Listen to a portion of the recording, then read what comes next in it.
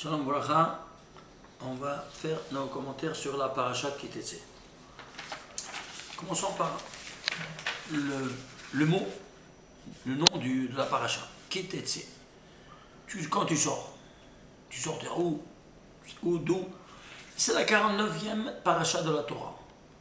C'est-à-dire, tu es en train de sortir maintenant des 49 portes d'impureté d'où tu étais en Égypte. Et maintenant, tu dois compter 49 jours de séparation pour entrer dans la 50e porte. Que quoi? Quand tu vas arriver au but. C'est pour ça que la 50e paracha que nous verrons la semaine prochaine, ça s'appellera Ki Tavo. Quand tu rentres, tu arriveras. C'est clair? Alors maintenant ici, prenons la Gematria. Voyons un peu de quoi il s'agit. Ki Tetse, c'est 521. Et c'est quoi ça? Eh bien, tu sors, toi, du monde de l'impureté pour entrer dans le Olam Haemet, que c'est la Terre Sainte. C'est la base de la vérité suprême, où réside la Shekhinah. Et alors, quel rapport c'est? Eh bien, c'est simple. Prenez le mot Emet. Emet, les lettres, c'est 441. Et les voyelles, qui valent 80. 441 plus 80, c'est 521. D'autre part, nous savons une chose incroyable. Que le Emet nous dit la Gemara dans Masechet Shabbat, page 55a, il nous dit Chotama de Kocha Belichou Emet. Le sceau du divin, c'est quoi? C'est le Emet. D'autre part, on sait que où il se trouve ce sceau qu'il a mis en nous. Quand? Au 8e jour, dans le Brit Kodesh. Ça s'appelle, quoi donc? Ça s'appelle le Chotama de Kocha Belichou Emet Shelom. Alors attention, Shelot et Shaker. Attention de ne pas profaner ce très saint Brit Kodesh, pacte éternel du Emet. Tu fais le contraire, tu fais Sheker Gas. Et tu éloignes la Shekhinah de toi. Alors, quand est-ce qu'il a fait le premier juif, il a fait le Brit Mila? C'était Abraham Avinu. Pourquoi? À quel âge il a fait? À 99 ans. Quand Dieu lui a dit, maintenant tu vas faire le Brit Mila. Pourquoi à 99 ans? On ne comprend pas. Il a dû attendre tellement. Oui, tellement. Et vous savez pourquoi? On peut le comprendre ici par la Gematria. Emet, c'est 521, on a dit. Les lettres et les voyelles. Il n'y a pas de tagim. Donc il y a toute la valeur numérique du mot Emet, c'est 521. 521, tu peux le diviser. Non, c'est un nombre premier. Lequel? Le 99e nombre premier. Incroyable. C'est-à-dire que l'histoire sainte se déroule à travers des paramètres mathématiques et à travers des notions qui rentrent en jeu. Et donc toute l'histoire doit se dérouler à travers ces paramètres et ces enjeux et ces notions qui sont de base. Est-ce que vous arrivez un peu à diriger ce que je vous montre? Le premier Brit Kodesh devait se faire à 99 ans, et tu prends 99e nombre premier, tu vois, c'est quoi? C'est le Emet, c'est le sceau divin qui se met chez le premier juif. Après quoi? Ce sera le 8e jour. Pourquoi 8e jour? On verra ça après. En avance. Ici, qu'est-ce qu'on a? On va prendre Emet, c'est un des 13 attributs de miséricorde divine. Comme vous savez. Voilà, ça je le fais ici. Voilà. Est-ce que vous voyez mieux? Emet, c'est 441, les lettres. Et les voyelles, 80, c'est 521. Cependant, Emet, c'est quoi? C'est un des 13 attributs de miséricorde divine. Lequel est-il? Kel rachum veranoun el rabaim lam hesed ve'emet le 7e. Et alors 441 n'est autre que 21 par 21. C'est quoi 21? Le nom Eki qui s'est dévoilé au buisson ardent, Moshe Rabbeinu, c'est le nom divin qui s'est dévoilé à Moshe Rabbeinu au buisson ardent. Il dit, s'il me demande quel est ton nom, que dirais-je? Il lui dit, Eki Asher Eki, je serai ce que je serai. Et combien ça vaut Eki? Je ne peux pas le prononcer, je le prononce mal, parce que c'est au lieu de Kouf, il faut le mettre Ré, mais c'est un très saint nom divin, on ne peut pas le prononcer. Alors, 21, c'est 7 plus 7 plus 7, par 7 plus 7 plus 7. C'est-à-dire, c'est tout un ensemble de septimes. Pourquoi? Parce que le Emet, c'est la 7e, il y a 6 et 6, et là c'est la 7e, le centre des 13 attributs. Alors, Ne t'étonne pas de voir que si c'est le centre, il sera le centre de tout l'alphabet. L'Aleph, c'est la première lettre de l'alphabet. Le Tav, c'est la dernière lettre de l'alphabet. Et le Mem, c'est la lettre médiane. Quand tu écris les lettres finales, même Sophie, Khafra, Sophie, il y a 27 lettres. Eh bien, ça, c'est la 13e. C'est clair? C'est-à-dire, au milieu, le premier plein centre. Alors, tu as 13 d'un côté, 13 de l'autre, et ça, c'est la 14e au centre de ces 27 lettres. Ceci étant dit, alors on avance. On va voir pourquoi le prophète Irmia, dans le deuxième chapitre, le 21e verset, il te dit Kolo zera emet. Toute la semence, elle est quoi? Emet. Parce que c'est l'origine de la semence. Là où il y a le pentampon divin, Emet. Donc tu viens, il te donne une affirmation. Alors maintenant, ceci étant dit, alors, qu'est-ce qu'on va faire? On va ici voir une chose incroyable. Combien de mitzvot il y a dans toute cette paracha? 64 mitzvot. 74, pardon. 74 mitzvot. Pourquoi 74 mitzvot? Imaginez-vous, cette paracha, c'est la plus riche en mitzvot de toute la Torah. Il n'y a pas une autre paracha qui renferme autant de mitzvot comme celle-là. C'est le zénith. Alors si c'est le zénith, on se demande pourquoi 74 et pas un autre chiffre. Il y a des raisons, évidemment. Alors, pour donner ces raisons-là, qu'est-ce qu'on fait? On va recevoir, on est sorti d'Égypte, on va recevoir Ol Malchut Shamayim. Comment on reçoit Ol Malchut Shamayim? Nous dit la Gemara dans Maseret Brachot, page 6a, il nous dit en disant 6 mots. Shema Israël Hashem Elokeinu Hashem Echad. Ça c'est Ol Malchut Shamayim. La preuve. Les initiales du Shema à l'envers c'est Ol Malchut Shamayim, les initiales. Joug de la royauté Malchut Shamayim des cieux. Ok. Alors ceci étant dit, il y a 2 lettres majuscules. Shema, il est majuscule, et Ehad, le de Dalet, il est majuscule. Combien ça vaut? Aïn, 70. Dalet, 74, voilà. C'est-à-dire quoi donc? Il y a ici un rapport. Ouais, quel rapport? Où on a reçu Ol Malchut Shamayim pour la première fois? Quand Dieu nous a parlé. Où il nous a parlé? Au Mont Sinaï. On est tous d'accord? Tous d'accord. Très bien. Quel a été le premier mot qui est sorti qu'on a entendu de Krato? Anochi Hachem. Anochi, le premier mot. Imaginez-vous ça. Ce Anochi, il doit être en rapport avec ces 74 non? Ben, j'ai cherché. Combien d'Anochi il y a dans toute la Torah? Il y a 123 fois Anochi. Celui-ci que Dieu a donné, c'est le 74e Anochi de la Torah. Et qu'est-ce que tu reçois ici avec les 2 lettres majuscules? 74. Quoi donc ce 74e je suis au niveau le plus suprême, parce qu'il n'y a pas la conjugaison. Anochi, Anochacha, Anochu. Alors, Ani, Atahu, il y a la conjugaison. Mais Anochi, il n'y a pas de conjugaison. C'est Anochi, et c'est tout. Alors, imaginez-vous ça. On va voir maintenant qu'est-ce qui se passe. Quand nous allons dire maintenant le schéma, avant le Hamida, on va voir ces 2 lettres. Pourquoi ces 2 lettres à majuscule? On va chercher, puisqu'on dit à la fin du schéma, le mot Emet. On va chercher combien de fois il se trouve Emet dans tous les 3 chapitres du schéma. Dans le premier chapitre, en code, hein, évidemment, sont régulés de lettres. Le Emet, le premier, en 54 lettres. Vous suivez les lignes. Vous voyez ici, ça c'est le Aleph. Et d'ici à là, c'est ça même, 54 lettres, d'ici à là. Et d'ici à là, c'est Tav. C'est quoi? 54 lettres. Ensuite, il continue l'ordinateur, il cherche 73 lettres. Et les lignes te le montrent. Combien il y a ici? 1, 2, 3, 4, 5, 6, 7, 8, 9. Premier chapitre du schéma, 9. Deuxième chapitre du schéma, il y en a 40. Troisième chapitre, il y en a 17. Combien ça te fait en total? Alors, ici on va nous les résumer. 9 plus 40, 49. Plus 17, ça fait 66. On n'a rien dit de ces 70, ils sont tous codés. Quand il arrive le Chazan et Ani, Hashem Elokechem, tout le monde crie Emet. Emet, c'est le 67e. Ok? Et lui, il répète, Hachem Elokechem Emet, très bien. Et maintenant, pour arriver jusqu'à l'Amida, combien d'autres Emet tu dois dire maintenant à haute voix? Alors, 1, 2, 3, 4, 5, 6.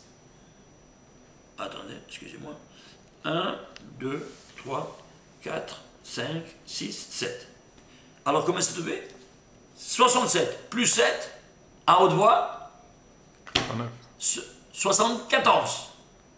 C'est-à-dire, quand tu arrives à l'Amida, Hachem Sefatat Tiftach Uviyagiti Adira, tu vois dès le départ de ton schéma combien des émettes tu devras dire et penser. Penser, ici tu en as 66, plus 1 veut 67. Combien ça fait 67 dans le schéma? Eh bien 67 ça fait Zayin Malé. Si tu écris Zayin, la lettre 7e, écrit en entier, Zayin Yodnoun, c'est 67. Et ici c'est Zayin Pachout. C'est-à-dire, le klal, il est dans le plat, et le plat est dans le klal. 7 et le 67. Le Pachout et le Malé. Tu arrives ensemble, 74, tu te trouves devant ton créateur. C'est-à-dire devant qui t'a parlé, qui est qui?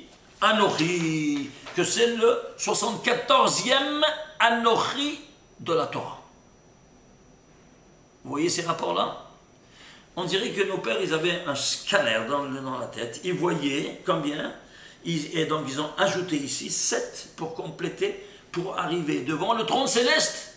Parce que l'Amida, c'est le trône céleste, c'est le Olama Hatzilut. Alors c'est le monde Hatzilut. Eh bien, Yabni, qu'est-ce que tu veux? Dis-moi ce que tu veux, je te donne. Un père, il donne tout à ses enfants. Alors, ils sont venus, ils font des requêtes, tu reçois tout. Mais à condition que tu te prépares. À quoi? Avec, en disant, 60, pour premier lieu, et qui témoigne combien de émettes tu devras dire. Alors, tu seras aide. C'est quoi aide? Témoin. De quoi? De ce colloque qu'on a eu avec le Créateur au Mont Sinaï, où il t'a dit Anochi, le 74e. C'est clair? On a cherché dans toute la Torah combien des mots qui ont Gematria 74. On a trouvé 31. Pourquoi 31? 31 mots différents parmi 80 000 mots. 31 mots différents qui ont Gematria 31. Pourquoi 31? Parce que 31, c'est l'être Aleph Lamed. Aleph Lamed, c'est quoi? C'est le premier des 13 attributs divins de miséricorde. Et qui il se présente comme quoi? Attribut de miséricorde. Anochi Hachem. Hachem, c'est 26. Alors, ce 26-là, il nous donner quoi? Il va nous donner toute la Torah pour notre bien. Tout vient de la miséricorde, comme nous voyons. Alors, ceci étant dit, alors, on va maintenant quoi? On va avoir ici quelques mitzvot de ces 74. J'en ai pris les premières 2, 3, pour, comme ça, à titre exemplaire, ce qui arrive. Une mitzvah qu'on ne comprend pas. Incroyable. Qui carré kansipo? Si toi tu marches dans la rue, tu trouves un kansipo, un nid d'oiseau, de fanecha, baderech dans ton chemin.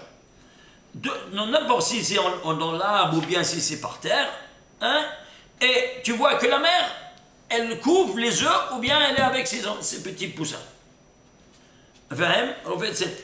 Allez. Alors, qu'est-ce que tu vas faire? Tu vas la chasser, hein, et tu vas prendre les petits ou les œufs. Mais c'est quoi ça? Tu es en train, mais vous vous rendez compte qu'est-ce qui se passe? Une mitzvah incompréhensible. Tu es en train d'éliminer la fonction de mère, qu'elle est là pour protéger ses enfants. Et toi tu dis, foule quand ici je prends tes enfants. Mais ça crie l'injustice. Comment la Torah peut nous ordonner une loi si cruelle? La mère, vous savez combien de souffrances elle a? Elle voit devant elle, elle voltige encore, elle voit comment tu prends ses œufs, ou bien ses petits poussins, et elle crie. Et toi, la Torah te commande quelque chose de si cruel? Comment vous voulez comprendre une chose pareille? Et pourtant, c'est écrit, si tu fais ça, eh bien tu auras tout le bien de cette terre et tu auras une longue vie. Le passouk d'après. On ne comprend pas. On ne comprend rien si on n'étudie pas le Sod. Et puis Rabbi Shimon Bar Yochai nous dit, écoute-moi bien. En ce moment, l'ange protecteur des oiseaux, il se présente devant le trône céleste. Ribono shel olam, maître du monde. Regarde ce qui se passe ici en bas. Cet homme-là cruel, il a chassé la mère de ses enfants. Il les a séparés. Comment tu peux permettre une chose pareille? Et il les a pris prisonniers. Comment tu as entièrement raison. Tiens, je te donne chèque blanco. Papier blanc, vas-y, libère-les. Alors, qu'est-ce qui se passe? Michael, sale Israël, Michael, l'ange gardien d'Israël, il entend ça, tout de suite il se présente devant le trône céleste. Ribono shel olam, maître du monde. Si tu as décrété pour libérer les oiseaux, ou les œufs des oiseaux de cette mer, et tes enfants ne sont pas été pris prisonniers de toutes les nations du monde, ils ont détruit le Beth Amikdash, ils ne sont pas prisonniers jusqu'à présent des 70 nations. Al-Khat Kamavekama, Kalbachome, la plus forte raison que moi je demande, si toi tu as libéré les animaux, les enfants des animaux, alors tu ne vas pas libérer tes propres enfants? Ah, le maître du monde dit, tu as entièrement raison. Alors je te donne papier blanco pour les libérer. Istabba, c'est bon. Autrement dit, cette mitzvah est là pour fomenter l'ange protecteur des oiseaux pour qu'il intervienne et qu'il fasse intervenir ensuite l'ange protecteur d'Israël en demandant si tu as donné de libérer les enfants des animaux, al-Khat Kamavekama, plus forte raison, tes propres enfants devront être libérés. Alors ça, c'est ça qui va porter la délivrance finale, cette mitzvah-là. Vous vous rendez compte? Alors, l'irrationnel devient complètement rationnel. Deux petites choses encore que je vais vous montrer. Ici, et quel verset c'est? Shalach te shalach, l'ordre. Tu vas prendre, la chasser avant tout, et tu vas prendre ses enfants en captivité, pratiquement. Alors, quel verset c'est? 5472e verset de la Torah. C'est pourquoi? Parce qu'il y a 19 fois 288. Nous savons c'est quoi 288, je vous le rappelle, on l'a vu déjà plusieurs fois. 288, ce sont les 288 étincelles de sainteté qui sont restées après la faute d'Adam et qui sont prisonnières de quoi? Des forces du mal. Et nous, notre travail, c'est de libérer ces 288 étincelles de sainteté qui sont tombées dans les clipotes, dans les forces néfastes occultes du monde, qui se trouvent dans les 4 mondes. C'est comment ils sont? Ils sont 4 fois 72. Dans les 4 mondes d'impureté, il y a 72 par 4, et tu as quoi? 288. Et c'est quoi 19? C'est, ça rappelez-vous, comme on a étudié avant, chaque fois qu'il y a une portion qu'on élève d'en haut de notre part, on reçoit 19 autres. Et voilà donc ce compte-là. Qu'est-ce qu'il nous dit exactement? L'emplacement juste de cette mitzvah. Je vais vous dire 2 petites autres mitzvot très importantes aussi, qui suivent tout de suite après, que je n'ai pris comme d'exemple. L'otilbash, l'otachrosh beshor vahamor yahdav. Tu ne vas pas labourer le champ avec le bœuf et l'âne ensemble. Qu'est-ce que ça veut dire ça? Alors, bon, le psa dit, parce que le bœuf, il est plus fort que l'âne. Alors le bœuf, il tire plus que l'âne. L'âne, il est derrière. Et lui, il voit, oh, il tourne sur moi, quelle injustice! Alors tu fais quoi? Tu fais du tsar au bœuf. Ainsi dit le pshat. Alors, il n'y a pas d'injustice dans ce monde, donc c'est pour ça qu'il doit avoir 2 animaux de la même nature qui tirent le labeur. Très bien. Mais ça, c'est du pshat. Qu'est-ce que dit le sod? Regardez la différence entre le pshat et le sod. Qui c'est le shor, qui c'est le hamor? Si tu dis le sod, tu comprends rien. Alors le shor, c'est le symbole de Esav. Esav, c'est les nations du monde. Edom. Edom, c'est Rome, c'est-à-dire la chrétienté. Et Hamor, c'est Ishmaël. C'est le symbole d'Ishmaël. Nous dit le Zohar, si tu les mets ensemble à labourer le champ, si tu les mets ensemble, c'est labourer le champ, c'est travailler ensemble. vous voulez, tu les mets ensemble pour travailler ensemble, ils vont détruire le monde. C'est clair? Alors c'est pour cela que cette mitzvah-là, elle est défendue de la faire parce que leur symbolique.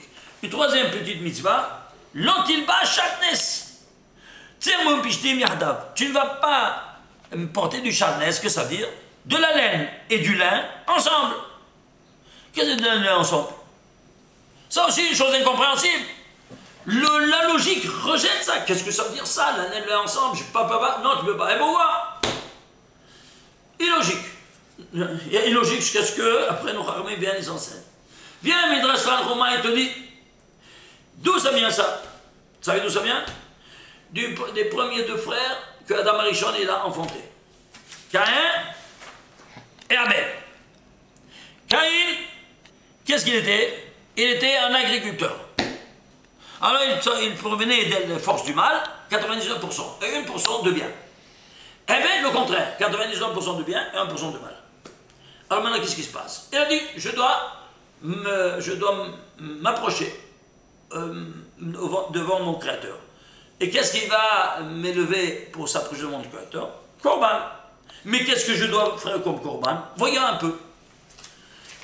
Nous dit le Maharal de Prague, tu dois prendre le mot Korban, vous voyez, Kouf, Resh, Bet, Nun. C'est du Korban, vous voyez, c'est quoi? Prends les finales, parce que la finalité du Korban, la finalité de l'offrande, c'est quoi? Eh bien, regardez, ça sort, Pei, de Kouf, c'est Pei, de Resh, c'est Shin, de Bet, c'est Tav, de Nun, c'est Nun. Ça fait Pishtan. Donc lui, il offre un Pishtim. C'est quoi Pishtan? Le lin. Et pourquoi le lin? Parce qu'il dit, si moi je dois m'approcher de mon Créateur, je dois courir une unité avec quoi? Avec la source de l'habit de lin. Le lin, sachez-le, il a une puissance de rejeter toutes les forces du mal. C'est pour ça que le Kohen, quand il rentre au Kodesh Kodashim, il s'habillait tout en lin. Si toi tu te mets un habit tout en lin, avec les chaussures, avec même le fil qui coule, les boutons tout en lin, il n'y a personne qui peut te toucher. C'est quelque chose d'incroyable. Et comme ça, ça fonctionne. Alors, Caïn, il a ordonné Pishtan pour se rapprocher, parce que la finalité de Korban, c'est Pishtan. Très bien. Mais il provenait 99% de mal, 1% de bien. Ça, c'est, il servait le bien. Et 99% de mal, comment il va le servir? Ben, c'est simple. Imaginez-vous ça. J'ai cherché et j'ai trouvé quelque chose d'incroyable. Quand tu offres sur du feu quelque chose, ça sort de la fumée, des vapeurs. Eh bien, imaginez-vous ça. Si vous faites la distillation du Zerabishtan, comme dit Rashi, de la semence de lin, ça sort une puissante, très puissante drogue. Et là, eh bien, ça le servait pour faire un attentat à la Shekhinah, comme dit Rabbi Shimon Bar Yochai. Quelqu'un qui se drogue, il rend l'image de ressemblance divine comme un chiffon. Voilà donc qu'il servait 99% de mal en faisant ceci. Et c'est pas pour rien que la plus puissante drogue, on l'appelle cocaïne. Je termine avec ça. Hevel. Hevel, qu'est-ce qu'il donne? Il donne le tsemer.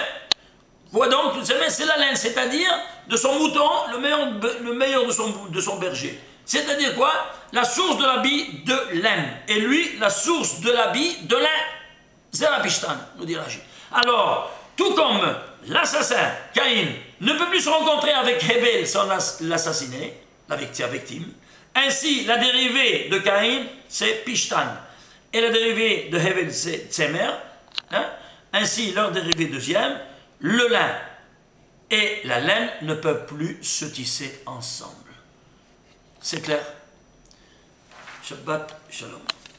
Et excusez-moi, une dernière chose, ici j'étais en train de dire, quel verset ça c'est? C'est 5476e verset de la Torah. Pourquoi 5476e verset? Parce que c'est 4 fois 37 au carré.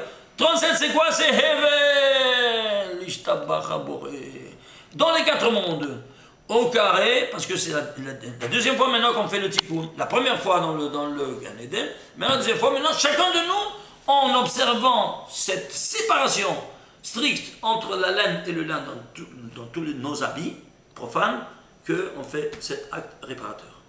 Shabbat Shalom.